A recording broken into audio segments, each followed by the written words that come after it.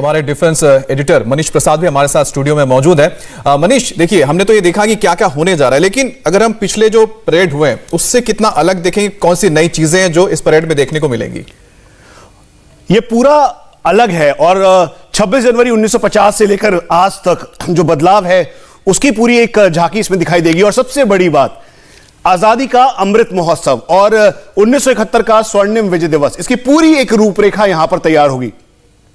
भारतीय सेना की सबसे पुरानी जो रेजिमेंट है राजपूत राइफल, वो वहां पे दिखाई देगी, तो वो अपने पुराने उसी यूनिफॉर्म में होगी जिसमें वो सबसे पहले 1947 के वक्त थी। वो साथ में .303 जो गन है, राइफल है, उसके साथ होंगे और आज के para commandos new combat dress पहनकर होंगे। इसके साथ साथ भारतीय सेना का अदम्य शौर्य और साहस दिखाई देगा। तो वो दिखाई देगा भारतीय सेना का जो इवॉल्वमेंट है 1971 से लेकर आज तक, जिस तरीके से भारतीय सेना आत्मनिर्भरता की तरफ आगे बढ़ी है, भारतीय नौसेना, भारतीय वायुसेना आगे बढ़ी है, वो सब एक साथ इस झांकी में दिखाई देगी। सबसे पहले 10:27 का समय होगा जब राष्ट्रपति ध्वजारोहण करेंगे और उसी समय 21 तोपों की सलामी दी जाएगी। लेकिन इस बार यह बिल्कुल खास होगा क्योंकि स्पेशल स्पेक्टेटर के तौर पर होंगे वो लोग जो कि आम लोग हैं, सफाई कर्मचारी, वो लोग जो कि ऑटो रिक्शा चालक हैं।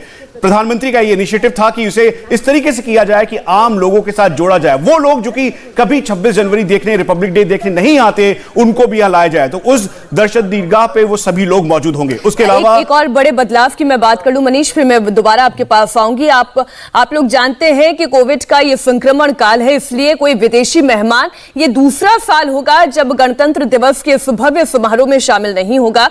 और मनीष, हम तो ये भी सुन रहे हैं कि सबसे बड़ा, सबसे भव्य फ्लाई पास्ट इस बार शामिल किया जाएगा। एक साथ कुल मिला के 75 भारतीय वायुसेना के फाइटर एयरक्राफ्ट, हेप्टर्स, ये सब एक साथ होंगे।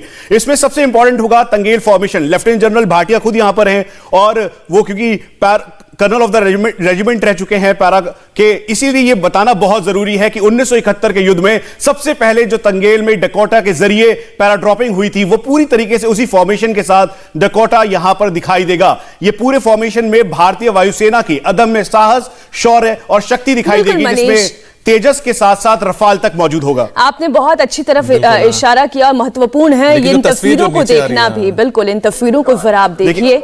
हाँ मनीष, ये जो तस्वीर है ये इस समय कश्मीर से आ रही है, जहां पे छोटे बच्चे अपने हाथों में ध्वज लेकर इस समय नॉर्थ कश्मीर का जो कंदल एरिया है वहां पर ये इस समय रिपब्लिक डे यानी गणतंत्र दिवस का ये पूरा समारोह मना रहे हैं। वहीं दूसरी तरफ चिनूक आपको दिखाई दे रहा है, पुरानी तस्वीर है, लेकिन अभी की तस्वीर जिसमें छोटे छोटे बच्चे, ये बदलते हुए कश्मीर की तस्वीर है। आर्टिकल 370 आपने देखिए कश्मीर का जिक्र कर लिया, इसलिए मैं शंकर प्रसाद जी आप इस पर आपकी राय जानना चाहूंगी।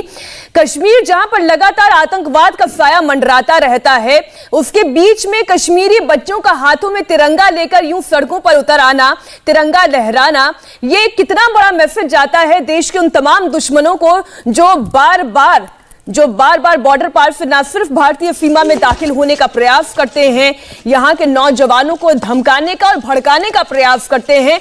वहां इन बच्चों के हाथों में तिरंगे का होना कितना बड़ा संदेश देता है प्रसाद जी?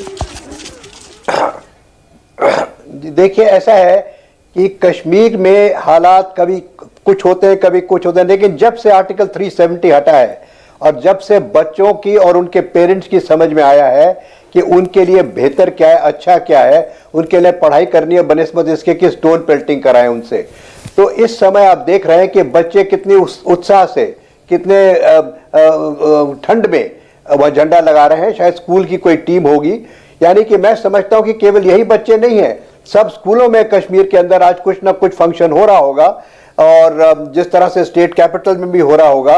तो मैं समझता हूं कि this is a very good sign. ये दुश्मन के लिए एक अच्छा मैसेज है कि आप अपना टाइम और अपनी एनर्जी और अपने लोगों को बेकार बर्बाद कर रहे हैं। यहाँ पे बहुत बदलाव आ रहा है। कश्मीर ये समझ रहा है कि उनके लिए बेहतर क्या है। वहाँ पे इंडस्ट्री बनेगी, वहाँ पे पढ़ाई होगी, वहाँ मेडिकल कॉलेज बनेंगे, वहाँ बच्चे पढ़ेंगे, मेन स्ट्रीम इंडिया में आएंगे। आप देख रहे हैं कि जब भी वहाँ फौज की भर्ती खुलती है तो अगर 100 आदमी की भर्ती है तो 1000 से 10,000 आदमी तक वहाँ आ जाते हैं। तो लोग ये चाहते हैं कि पुलिस में भर्ती हो, आर्मी में भर्ती हो, लोग मेडिकल कॉलेज में जाके पढ़ें, इंजीनियरिंग कॉलेज में पढ़ें। वहाँ पे लोग चाहते हैं कि इंडस्ट्री बने, टूरिज्म और बढ़े। तो ये सब चीज़ें दिख रहा है, इन बच्चों की तरफ से ही दिख रहा है कि कश्मीर आज बदल रहा है। कश्मीर में आज वो माहौल पैदा हो रहा है कि वो इंटीग्रेशन और ज्यादा बढ़ गया है। बिल्कुल सर। तो मैं समझता हूं it's a great step and I am so happy कि आप ये नजारा दिखा रहे हैं। सर ये लेकिन जब अगर आप तस्वीरें मुझे देखते हैं एक सर दो बहुत बातें अच्छा और लगता कहने है का मौका दें तो जी बात सर। पूरी कर लें। जी देखिए, नहीं एक तो आपने बात की कि क्या क्या सबसे बड़ा बदलाव मैं सुबह से शुरू करूंगा कि ये पहली दफा हो रहा है कि प्रधानमंत्री आज नेशनल वॉर मेमोरियल में जाएंगे, जहां पे अमर जवान ज्योति शिफ्ट हुई है from India Gate to the national war. तो वहां पे पहली दफा जितने फौजी शहीद हुए हैं 26,000 से ज्यादा, उन सबको 26,000 प्लस को प्रधानमंत्री आज नमन करेंगे। पहले नमन करते थे केवल यहाँ पे, जबकि 3,000 के करीब लोग शहीद हुए थे 71 वॉर में।